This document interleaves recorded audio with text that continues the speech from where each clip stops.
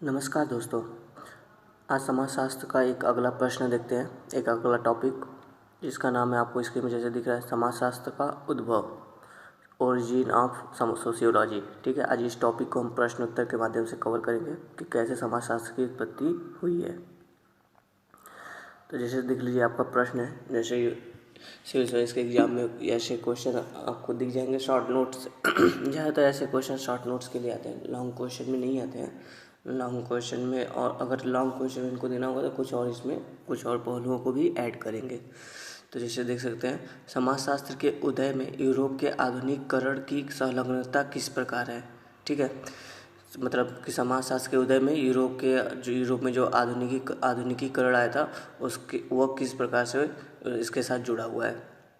या फिर इस तरह से क्वेश्चन हो सकते हैं, समाजशास्त्र के उदय में यूरोप के आधुनिकीकरण की क्या भूमिका रही है, या फिर समाजशास्त्र की उत्पत्ति यूरोप से ही क्यों हुई, ऐसा कुछ क्वेश्चन हो सकता है।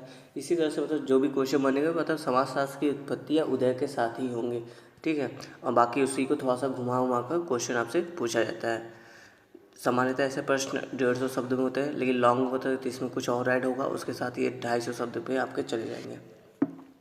तो चलिए देखते हैं कि कैसे उत्तर इसका लिखा जाए। समाजशास्त्र का उदय यूरोप में, ठीक है, या समाजशास्त्र की उत्पत्ति। समाजशास्त्र एक विषय के रूप में उदय का मुख्य कारण यूरोप की आधुनिकता थी। ठीक है, समाजशास्त्र को एक विषय के रूप में उदय का मुख्य कारण यूरोप की आधुनिकता थी, जो कि 15वीं सदी के धर्म व अज्ञानता की जंजीरों को तोड़कर निकली थी। पहले यूरोपीय समाज में भी सामंतवादी व्यवस्था थी, जहाँ पर सारे कर का बोझ आम जनता ही उठाते थे। सामंतवादी व्यवस्था मतलब दोस्तों, जैसे कि एक समाज जो कि 3 वर्गों में बटा था। एक राजा होता था जो कि भगवान के समतुल्य माना जाता था। उसके नीचे जो कि पादरी होते थे, अमीर वर्ग होते थे, और सबसे नीचे होती थी आम जनता, गरीब लोग, जिन पे जो कि सारा कर का बोझ जो कि आम जनता पर ही था उस समय। ठीक है, पहले यूरोपीय समाज में भी सामंतवादी व्यवस्था थी, जहाँ पर सारे कर का बोझ आम जनता ही उठाते थे। अब देखते हैं, यूरोपीय समाज की 3 घटनाओं ने यूरोप में आधुनिकता को जन्म दिया, जिसके परिणाम स्वरूप समाजशास्त्र का भी उदय हुआ। तो देखते हैं वो कौन सी 3 घटनाएं थी यूरोप में घटी थी।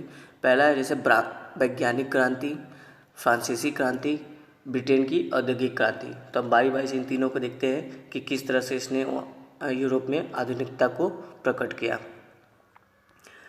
पहले देखते हैं, पहला हमारा पॉइंट था वैज्ञानिक क्रांति। ठीक है, पुनर्जागरण काल में यूरोप में वैज्ञानिक क्रांति हुई, जिसने तार्किकता के आधार पर सामंतवादी व्यवस्था, धर्म आदि को चुनौती दी। इसमें कोपरनिकस, विलियम हार्वे आदि ने वैज्ञानिक सिद्धांतों के आधार पर अतार्किक धार्मिक व्याख्या का खंडन किया। जैसे उस समय धर्म के कुछ अपने विचार थे, जैसे कोपरनिकस ने धर्म के एक इस विचार का खंडन किया था कि उस समय जो धार्मिक मान्यता थी वो कहते थे कि जो हमारे नक्षत्र, जो हमारे ग्रह हैं, वो क्या है कि पृथ्वी जो है कि ग्रहों के बीच में है, और पृथ्वी के अलावा जितने ग्रह हैं वो सभी ग्रह पृथ्वी के चक्कर लगाते हैं। जबकि कोपरनिकस ने इसका खंडन करते हुए कहा कि ऐसा नहीं है सर, सूर्य जो कि केंद्र में है, और सूर्य के चारों ओर हमारी पृथ्वी से ही सभी ग्रह चक्कर लगाते हैं।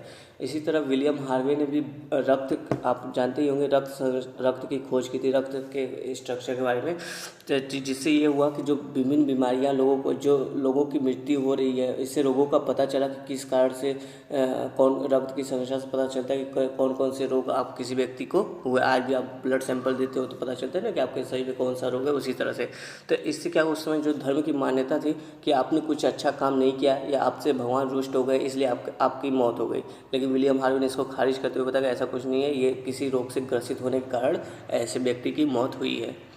ठीक है, वहीं मनुष्य शरीर के अध्ययन ने मानव शरीर को परस्पर संबंध प्रणाली में देखा जाने लगा। इस ज्ञान को काम्टे, स्पेंसर और दुर्खिम पर गहरा प्रभाव पड़ा। परस्पर संबंध प्रणाली से मतलब दोस्तों ये है, जैसे कि आपका एक शरीर है, हम जो मानव शरीर है वो विभिन्न अंगों से मिलकर बना है। उसमें हाथ पैर है और बाकी आंतरिक अंग देखें तो आपके शरीर के लंग्स हैं, हार्ट है, किडनी है ना। तो इन सब से मिलकर ही हमारे शरीर की संरचना हुई। ऐसा उस समय जब मानव शरीर का अध्ययन हुआ तो बताया गया। तो इस चीज़ को अगस्त काम्टे, स्पेंसर और दुर्खिम ने भी इसका प्रयोग समाजशास्त्र में किया। कैसे किया? उन्होंने कहा कि समाज का भी इसी तरह निर्माण हुआ। समाज के भी विभिन्न अंग हैं, जैसे धर्म है, राजनीति है, आर्थिक क्रियाकलाप है। इन सभी के मिलने से ही एक समाज का निर्माण होता है। आगे देखते हैं। चार्ल्स डार्विन के विकासवाद सिद्धांत को स्पेंसर ने समाज के क्रमिक विकास से जोड़कर देखा। स्पेंसर भी हमारे एक समाजशास्त्री विचारक हैं। उन्होंने बोला कि जिस तरह से मानव का विकास एक क्रमिक सिद्धांत के अनुसार है, उसी तरह प्राचीन समाज से आधुनिक समाज का भी निर्माण एक क्रमिक विकास के साथ हुआ है। इन सभी खोजों ने विज्ञान का विकास किया तथा अतार्किक पर आधारित धर्म के वर्चस्व का खंडन किया, जिससे वहाँ पर आधुनिक समाज का निर्माण हुआ तो नहीं कह सकते, यहाँ पे ऐसे लिख सकते हैं, जिससे वहाँ पर आधुनिक समाज की नींव पड़ी। ठीक है, क्योंकि केवल यही कारण नहीं था, और भी कारण थे, जैसे हम देखते हैं। अब आगे आते हैं दूसरा पॉइंट, फ्रांसीसी क्रांति। देखते हैं फ्रांसीसी क्रांति ने किस तरह से आधुनिकता लाने में मदद की। 1789 में स्वतंत्रता तथा समानता के आधार पर हुई फ्रांसीसी क्रांति ने सामंतवाद के युग को समाप्त करके नई सामाजिक व्यवस्था का सूत्रपात किया। फ्रांस की क्रांति का दो मूल आधार था, स्वतंत्रता, समानता, और एक था बंधुत्व। इन्हीं तीन आधारों पर ही तो फ्रांस की क्रांति हुई थी। देखिए इसने क्या परिवर्तन किया। फ्रांस की क्रांति ने राजतंत्र से लोकतांत्रिक राजनीतिक व्यवस्था को जन्म दिया, या फिर लोकतांत्रिक राजनीतिक व्यवस्था की ओर प्रस्थान किया। राजनीतिक क्षेत्र में मध्यम वर्ग का प्रभुत्व हुआ, और ऐसे ही आदि घटनाओं ने समाज में बहुत सारे परिवर्तन उत्पन्न किए, जिसने समूचे मतलब पूरे यूरोपीय समाज में दूरगामी परिवर्तन किए। ठीक है, दूरगामी परिवर्तन मतलब दोस्तों, जैसे कि और भी आने वाले समय में बहुत सारे परिवर्तन इन्हीं आधारों पर पूरे यूरोप में हुए। ब्रिटेन की औद्योगिक क्रांति। अब तीसरा पॉइंट जो हमारा था, ब्रिटेन की औद्योगिक क्रांति। देखते हैं ये कैसे वहाँ पर आधुनिकता और समाजशास्त्र के उद्भव में ये सहायक रही है। ब्रिटेन की औद्योगिक क्रांति का मुख्य कारण वहाँ के लोगों का बौद्धिक विकास हुआ। ब्रिटेन की औद्योगिक क्रांति का मुख्य कारण वहाँ के लोगों का बौद्धिक विकास था, जिससे बड़े बड़े उद्योग स्थापित हुए और नई नई मशीनों का निर्माण हुआ। इन सबसे उत्पाद में बढ़ोतरी हुई। एक नए औद्योगिक उत्पाद में जब आपकी बढ़ोतरी हुई तो एक नए औद्योगिक समाज का निर्माण हुआ, जिससे सामंतवादी प्रणाली के स्थान पर पूंजीवादी प्रणाली का विकास हुआ। ठीक है, समाज की अर्थव्यवस्था में परिवर्तन के फलस्वरूप अनेक सामाजिक परिवर्तन होने लगे। जैसे किसी समाज की अगर अर्थव्यवस्था बदलेगी तो वहाँ पे और वहाँ के जो भी उसके राजनीतिक रंग रूप, धार्मिक रंग रूप, संस्कृति, इन सब में भी बदलाव आता है। जैसे आप ही देख लीजिए, प्राचीन समय में हमारे यहाँ आर्थिक क्रियाकलाप कृषि पर होता था, तब का समाज कैसा था, और आज का आर्थिक व्यवस्था जो कि उद्योग आधारित है, अब का समाज में कितना परिवर्तन आ गया है ना। तो इसी आधार पर बोल रहा है कि समाज की अर्थव्यवस्था में परिवर्तन के फलस्वरूप अनेक सामाजिक परिवर्तन होने लगे। इन तीनों घटनाओं से विश्व पटल पर एक नया यूरोप उभर कर सामने आया, जिसने प्राचीन यूरोप के हर मुख्य पहलू को चुनौती दी। जैसे वर्गों का पुनर्गठन हुआ, धर्म को चुनौती दी जाने लगी, महिलाओं की स्थिति में बदलाव आया। महिलाओं की स्थिति में कैसे बदलाव? जैसे औद्योगिक क्रांति हुई तो उससे क्या हुआ, महिलाओं को रोजगार मिलने लगा। स्वतंत्रता, समानता की बात आई, इससे उनको समाज में समानता के स्तर पर लाया गया। तो इस आधार पर आप कह सकते हैं कि महिलाओं की स्थिति में बदलाव आया। और भी कारण थे। राजतंत्र की समाप्ति हुई और लोकतंत्र का आगमन हुआ।